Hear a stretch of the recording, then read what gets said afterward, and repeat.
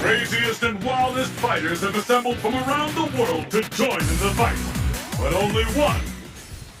Hello there, Seth from 17 once again. Here is something a little different and a little special.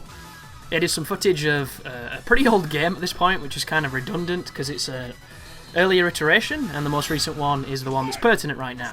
But I've never had any content on my channel and I intend to put some up in the near future as I delve more into Street Fighter 4 and everything that it entails. So what you're watching here is probably the most interesting fight I had against Gouken on hardest difficulty. I did a set against him, I won 4-1. I didn't want to put all of it up though because it'd be way too long, so instead I took an interesting one and I put that up instead. And I have a highlight video of some of the interesting moments from the other section. And what this is going to be, if you're wondering, is I'm learning the basics and the fundamentals of the game. And I'm doing so against a computer on the hardest because they will punish me pretty damn hard in some kind of inhuman moments.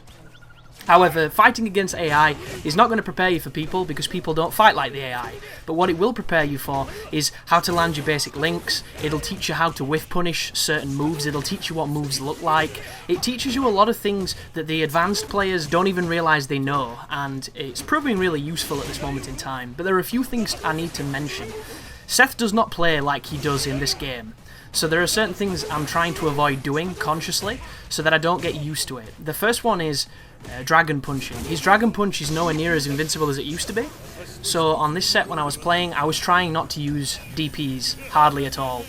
I wasn't doing FADC cancels into them. I wasn't doing wake up ones that's going to win every match online because that's how everybody plays. I wasn't doing any of that. I was trying to do air to air rather than anti-air.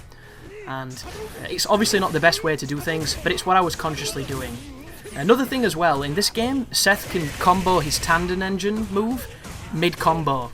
In Ultra, which I plan to upgrade to, you can only do that when you have 2 bars of super meter, so I'm not using what made him so good. And then of course other things along the lines of his jumping heavy kick used to be really good for crossing people up, and it no longer does that anymore in the game. They've changed the properties to the roundhouse, which is much more difficult to time. But I'll worry about those things when I transition and I'm playing regularly online.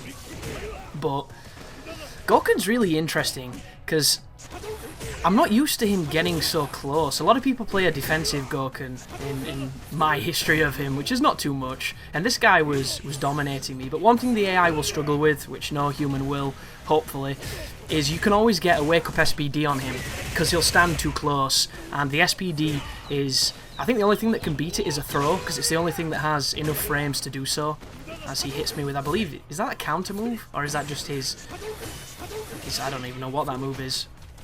But he has what looks like a vortex. I don't know if it is, because I haven't really played with him too much, but he does a jump where he can either throw you, he can do an overhead, or he can do a sweep, or a dive kick even.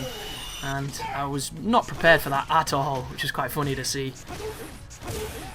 But at this moment, I'm currently practicing, for those wondering, to do the cancels, the FADC cancel from the fireball to get a combo going, and it sounded really common then, did that Gouken?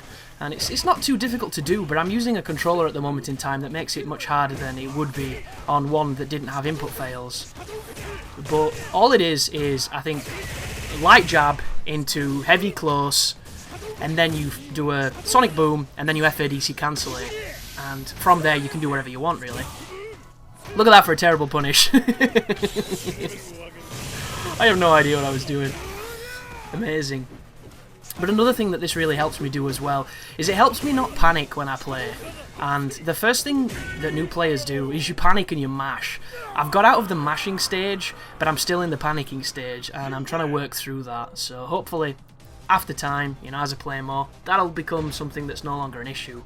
But here is a little taste of some stuff that's to come, and it will be against humans coming up, folks, but at this moment in time I don't have enough fundamentals in my mind, and I want to at least know what I'm doing to understand why I'm losing. And there you go. Thank you very much for watching, and you take care now.